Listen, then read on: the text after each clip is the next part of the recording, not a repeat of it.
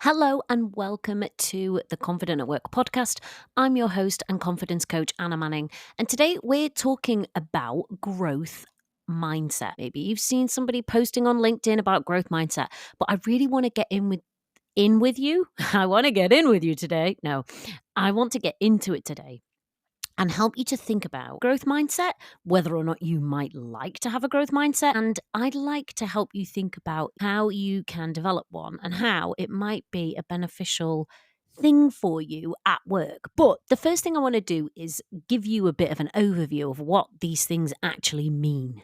So basically, somebody with a growth mindset is going to view their intelligence, their abilities, their talents as learnable. So they think I'm capable of improvement through effort. And someone, on the other hand, who has a fixed mindset is going to be thinking, oh, those traits like my intelligence, my abilities, my talents, the things that I'm capable of are fixed and they're unchangeable. So I'm either good or I'm not, or that's just something that I can do or I can't. So, for example, this is a recent client example. You've got a new computer system coming at work, right? You're going to have computerized records and you're going to be using that system every day. And imagine if you had a fixed mindset, you might say something like, I'm not very good with technology. I'm just not very good at getting to grips with these kinds of things. Maybe I'm not cut out for the kind of workplace that's going to be changing its systems and introducing new technology all the time, right? See, that person with a fixed mindset's thinking, well, I'm fixed, right? My traits, my skills, my abilities are fixed and kind of stable and unchangeable. And somebody with a growth mindset in that exactly the same situation might be thinking, well, I have no idea how to use this system right now, but I can learn. And if I practice, I can get there. I can practice until I feel capable. Now, both of those people have to use this new computer system. So who do you think is going to find it easier? The fixed mindset person that's coming at it with oh, well, I'm just rubbish at technology and all is lost. Or the person that thinks, well, yeah, okay, I've got no idea how to do this right now, but I bet I can learn and I can practice until I feel capable. It's obviously the second, right? It's the growth mindset person that's probably going to find it easier to start, to practice, to keep going when they hit challenge, when they hit difficulties.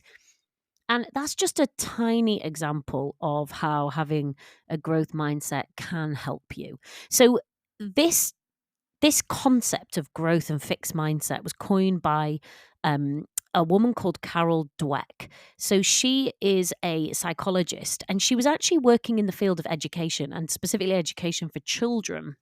And she and her team did, and I think still do, loads of experiments to look for and think about these traits of fixed and growth mindsets. Now, they called them slightly different things in the research. I was actually looking into the research this morning.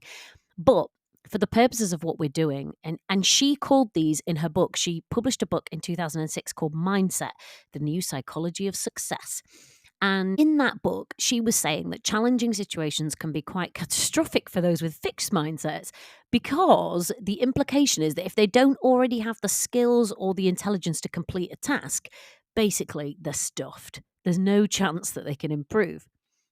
But on the other side of the coin, when you have a growth mindset, you believe that you can gain the knowledge that you need or you can, acquire the skills that you need to succeed. That makes a challenge a learning opportunity. And given the number of challenges that you probably face in your working life, there's a good I think there's a good chance that you're going to have new things coming at you, that there's going to be new opportunities that you might want to pursue. There might be, new kinds of people that you've never worked with before. There might be new technology systems. There might be whole new areas of work that you're being asked to look at or diversify into. And if you can have a growth mindset around those things, you are going to find it easier to actually attempt new things.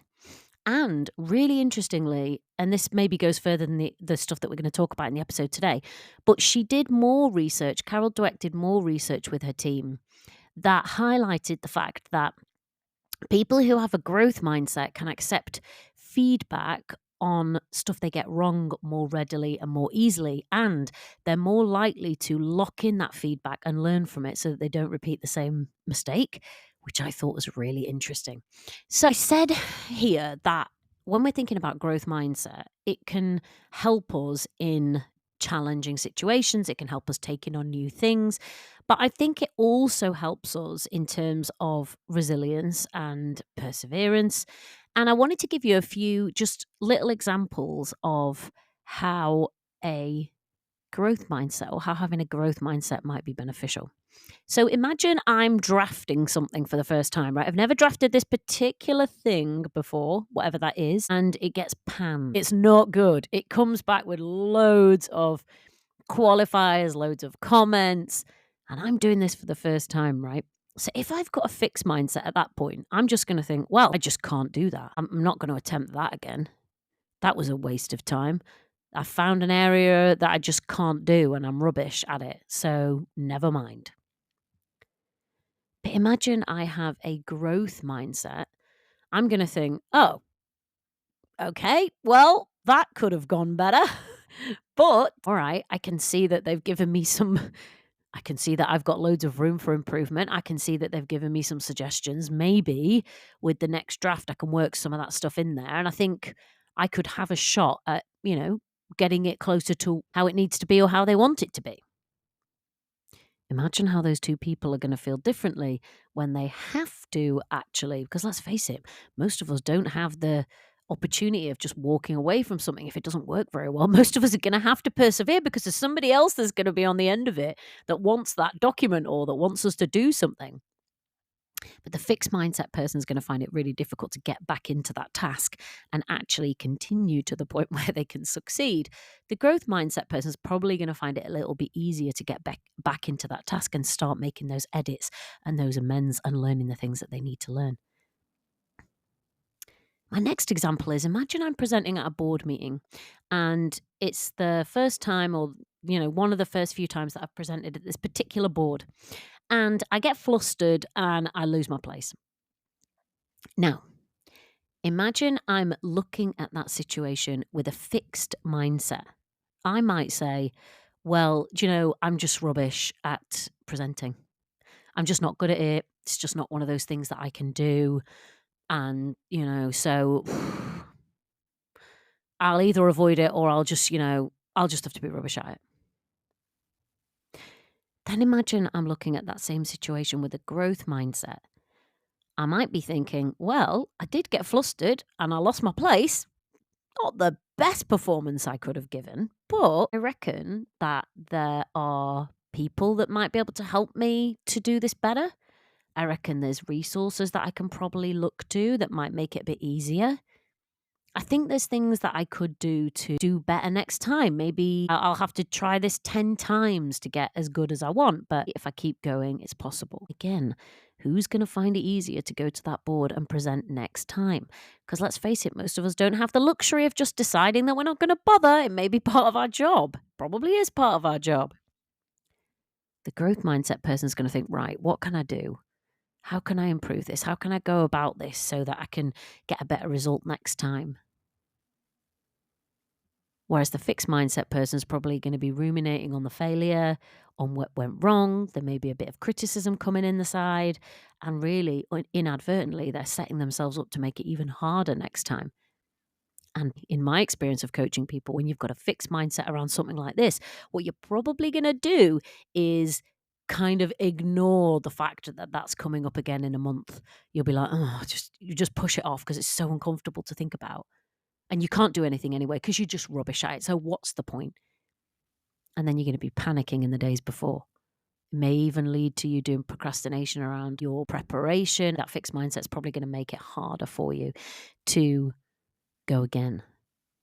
And the next example is imagine I'm dealing with a difficult colleague And I find myself just saying yes to this colleague, even though I know that it's something I shouldn't be doing. Even though I know it's something I shouldn't be saying yes to, I feel a bit intimidated by them and I just find myself saying yes. And afterwards, I'm like, why did I do that? I shouldn't have said yes. This isn't even my job. And I get frustrated with myself and all the rest of it. At that point, if I've got a fixed mindset, I'm probably going to think, well, that's just me. I'm just a people pleaser. And that's just the way it is. But imagine if at that exact same moment, somebody else in the same situation has a growth mindset. They might start thinking, okay, I did that thing again where I said yes to that person because I was a bit intimidated, even though I know really I shouldn't be doing that. I wonder if I tried something differently, I could say no or even buy myself a bit of time. Right? They don't assume that it's all is lost and that it's just a fixed situation. The person with the growth mindset's thinking, oh, well, okay, that's been happening so far, but maybe I'm capable of change. Maybe I could do something differently. It's got to be possible for me to learn to say no to this person. Again, who do you think is going to find it easier to make the change that they want to make? It's going to be the person with the growth mindset, right? And I guess that tells you why you might need or why you might want a growth mindset at work. But I pulled out 4 things, and you can probably think of more as to why you might want to consider a growth mindset at work. And the first is because hopefully within your career, you're going to be learning, you're going to be doing new things. Hopefully, you're going to be saying yes to things that interest you or excite you or you think might stretch you or take you in a good direction, like new opportunities, projects, working with different clients, right? Whatever it is, if it's something new, if it's something that you might have to learn, if it's something that you might have to stretch into, all of that is going to be easier with a growth mindset because you don't think that your skills and abilities are fixed. You know that with some effort and some directed attention, some focus, some practice, probably some failures along the way, you're going to be able to grow into something new and learn something new and do something different. The next reason why you might want a growth mindset work is because our careers and our work lives change over time. Even if you're not somebody who puts yourself in the way of new situations or tries to go for those stretch opportunities or whatever, even if you just, wanted to sit happily in your job for the rest of your career, your work life is going to change around you. Things are going to happen. Reorganizations are going to happen. New work is going to be taken on. Your boss is going to ask you to do something that you've never done before, right? So even if you're really comfortable, there are going to be things that change around you. And there's going to be a requirement for you to learn something new, try something new. And that's going to be so much easier if you can cultivate this growth mindset.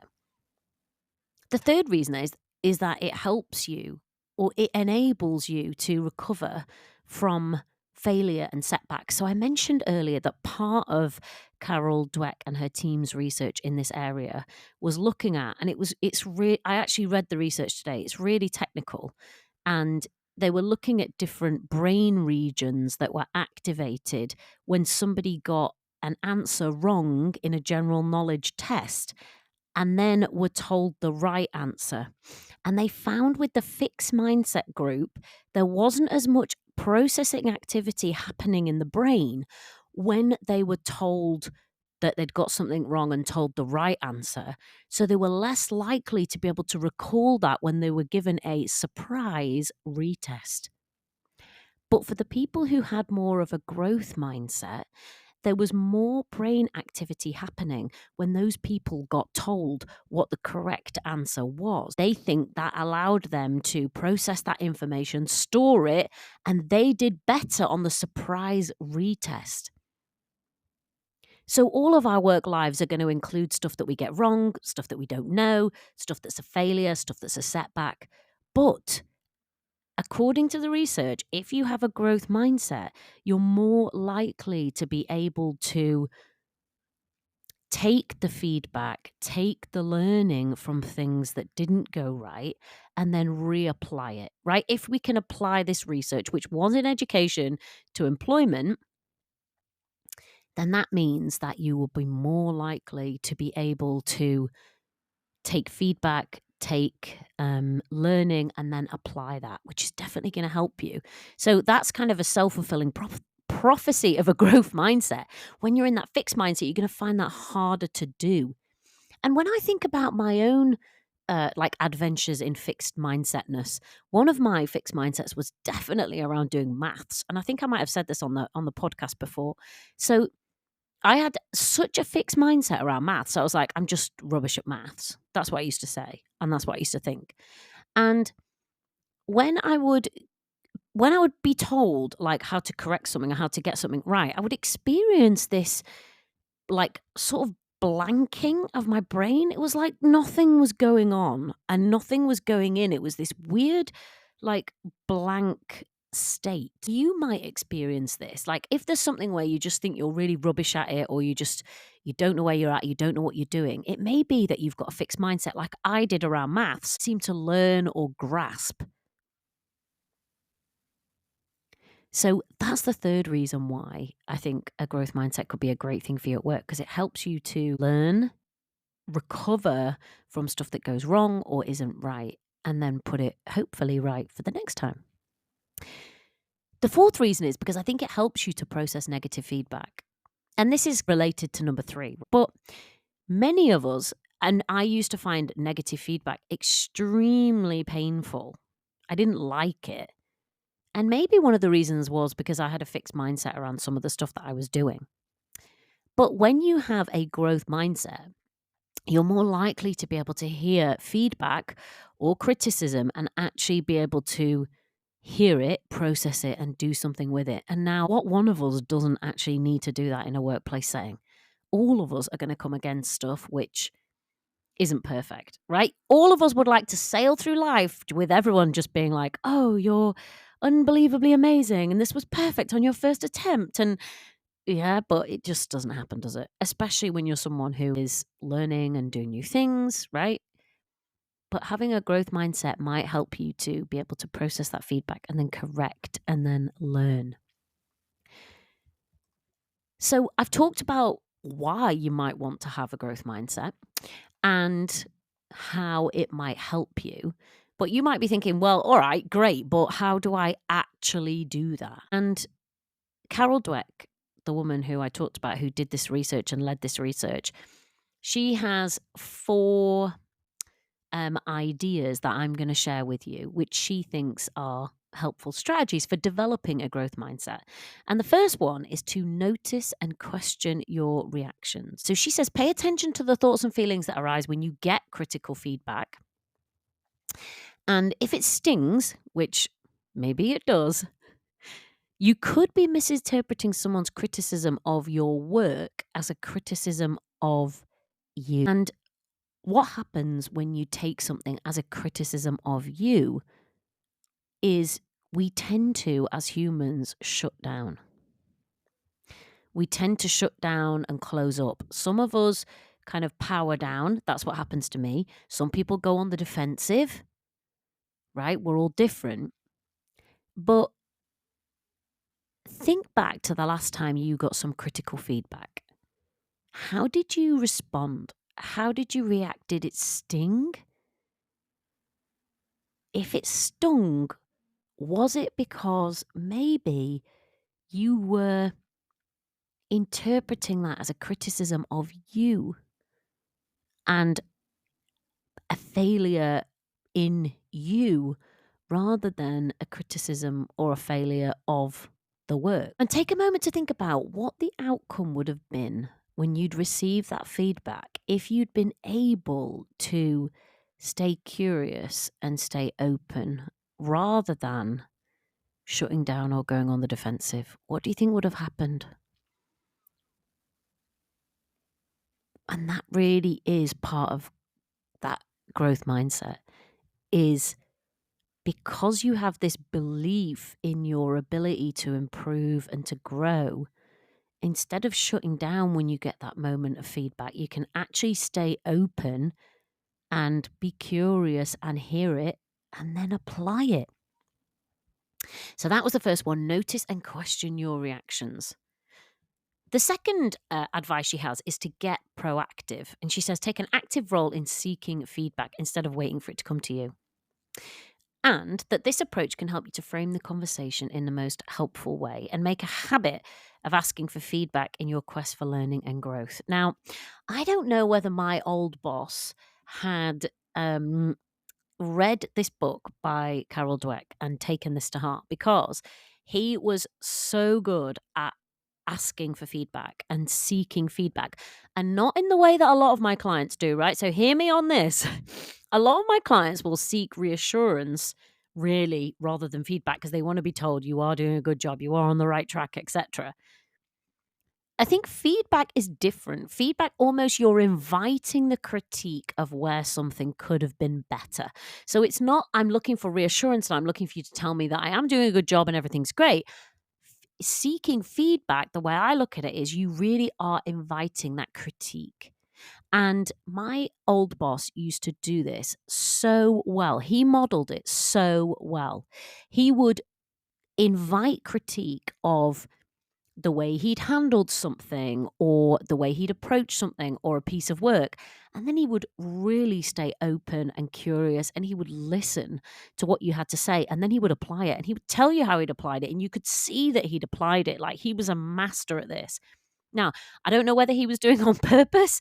Maybe he was. But what that showed me was that it's possible to do that. And it made me better at doing it too. So could you be, and I think this is like part of having a growth mindset. Could you seek feedback?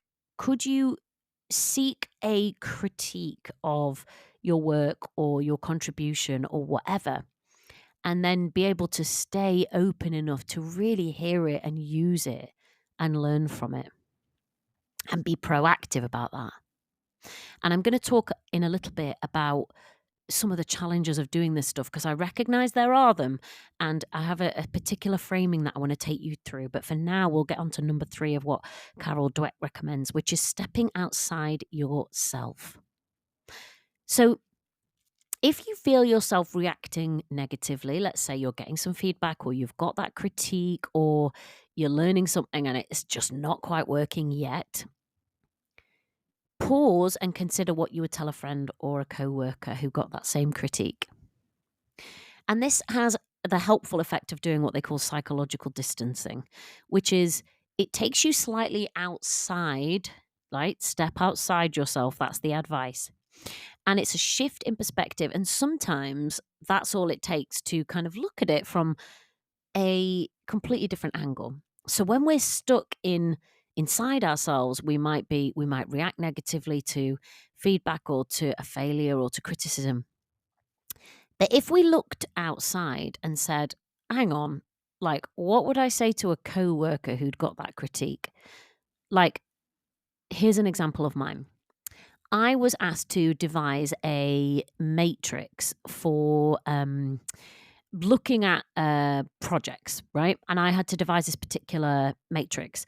And I'd gone online and I'd looked at all these different things, and I thought I was proud of what I'd put together. I thought I've done a really good job with this, even though I just didn't really know what I was doing. And I handed it over, and they came back and said, yeah, I think we're going to have to go back to the drawing board with this, because I just don't think this is going to work. And I was like, oh, I was so proud of myself, put something together that I really thought would work, and they were just like, this isn't going to work. We're going to have to go back to the drawing board. And at that moment, I was like, oh, I got all fixed mindset about it. And I felt like really down. But if I step back and imagine what I would have told a friend in that situation who'd got that same critique, which is, we're going to have to go back to the drawing board because this is what you've done is just not going to work, I would have said, well, go easy on yourself. You know, you gave it a go. You've got no idea what you're doing in this area. You've never done it. but you went out there, you did some independent research, you put together something that you thought, it sounds like you did your best. It sounds like you tried your best. So, upwards and onwards, or onwards and upwards, or whatever it is. I would say that to somebody else, and that perspective shift can be really helpful. The last bit of advice she gives is be critical of the criticism. So, not all feedback is created equal. So sometimes feedback you get is going to be actionable, and other times it's just not going to be actionable at all. So you get to choose what feedback you actually want to implement. And if someone's actually criticizing you rather than the work, you can ignore them. Easier said than done, of course. But be also critical of the criticism that goes on within your own mind, I would add. Because so often what happens when we have something that we're trying to learn, we're trying to get to grips with something, we're trying to get the hang of something, we've got that little voice in our brain which is like, see, I told you were rubbish. You were never going to be any good at this. You're just not cut out for this, blah, blah, blah. You've probably heard it. I've heard it all a million times. And be very critical of that kind of criticism. Because the voice that lives in your head has probably got an incredibly fixed mindset. It's probably not like, yeah, you can do this. Keep going. You'll keep learning. That critical voice in your head is more like fixed mindset extraordinaire. When I think of the Brian, that's just the name for the critical voice that lives in my head, which doesn't visit me very often anymore, but he used to. Brian has an incredibly fixed mindset. Brian's like, what's the point of even trying? Because you're going to be rubbish. Or he's like, oh, you're just not one of those people. That's one of his favorites. You're just not one of those people, so you're probably not even cut out to even do that. So you should probably just not even try. Right? How fixed mindset is that? So if you notice that the critical voice that lives in your head has an incredibly fixed mindset, you're not on your own. Imagine how much harder it makes it when the critical voice in your head is like the most fixed mindset person ever. And that leads me on to the last thing that I want to talk about, which is building confidence and a growth mindset. So I can imagine all the way through this episode somebody thinking, oh, yeah, growth mindset sounds great, but don't know if I'm going to be able to do that very easily. And let me tell you, when I was in a low confidence cycle, and you might not know what that is, but I'll explain. A low confidence cycle is basically just a set of habits and behaviors and patterns which you might be inadvertently using to manage yourself at work. So, for the people that know, you list them off with me. So it's how you talk to yourself. Are you self-critical? Do you believe in yourself, or do you have self-doubt? Do you look after yourself on difficult days? Do you expect perfect standards of yourself constantly? Do you beat yourself up for making mistakes? Do you acknowledge the good work that you do, or do you just point out the flaws and failures? Now, if you are critical, doubting, and you have extremely high standards and you only point out the failures and you never see the good stuff, that indicates that you are in a low confidence cycle. And while you're in a low confidence cycle, as you can probably imagine, it's not exactly a supportive environment for growth. It's also not a supportive environment for a growth mindset. So if you think that you can recognize those habits and those patterns that I just listed off, developing or cultivating a growth mindset, it's not impossible, but it's going to be harder because a growth mindset requires a more supportive environment. Imagine you're working in an environment where everyone's very critical, they doubt you constantly, they require perfect standards or else, and they only ever notice your flaws and failures. That is not an environment where it's easy to go out of your comfort zone and learn new things. That's an environment where you're probably going to want to stick to what you know and just do what you can do really well. Because that's the kind of environment where it's difficult to learn because you're probably going to fail, and you can't fail. And if you do fail, you're going to get doubted, critiqued, beaten up, and hung out to dry. Not an easy environment to have a growth mindset in. And if you don't already know about the low confidence cycle, then go into the show notes now and take the quiz to find out whether you're stuck in a low confidence cycle, because that's going to give you the insight that you need. But the good news is, if we're being all growth mindset about it, that you can change a low confidence cycle to a high confidence cycle. And I know you can do it because I've watched hundreds of clients do it. And once you're in a high confidence cycle. And again, that is just a cycle that you can be in where you're using particular habits and behaviors to manage yourself. A high confidence cycle is a really supportive environment for growth and a really supportive environment for you to grow a growth mindset and use that to do new things. So, the hallmarks of a high confidence cycle are you speaking to yourself with respect, you're believing in yourself and your abilities, you're providing yourself with emotional support, you're setting realistic standards, you're understanding if you make a mistake, and you're learning from it rather than hanging yourself out to dry. You're acknowledging the good stuff that you do as well as seeing the stuff that doesn't go too well. And you're able to see the whole picture instead of just focusing on the negatives, right? They are the hallmarks of a high confidence cycle. And as you can imagine, if you're working in that kind of environment, it's much easier for you to take on new challenges and learn new things because you're being supported, you're being encouraged. People are understanding, right? This is the person in your head, but people are being understanding. They're not demanding perfect standards because they know that you're learning and you're doing something for the first time. They pick you up when you fall down, and they give you feedback and praise and acknowledgement for progress as well as output. That the high confidence cycle is the environment that you need in order to cultivate a growth mindset. And I think this is a piece which is missing from this conversation about fixed and growth mindsets. You say to somebody, oh, yeah, you should adopt a growth mindset. That's great. But actually, without this underpinning of a high confidence cycle, good luck. Now, it was a bit ranty, but I hope I hope it goes to show you that there's a certain environment in which it would be very difficult for anybody to cultivate a growth mindset. But you can develop this high confidence cycle and this kind of supportive culture internally, which will allow you to use a growth mindset.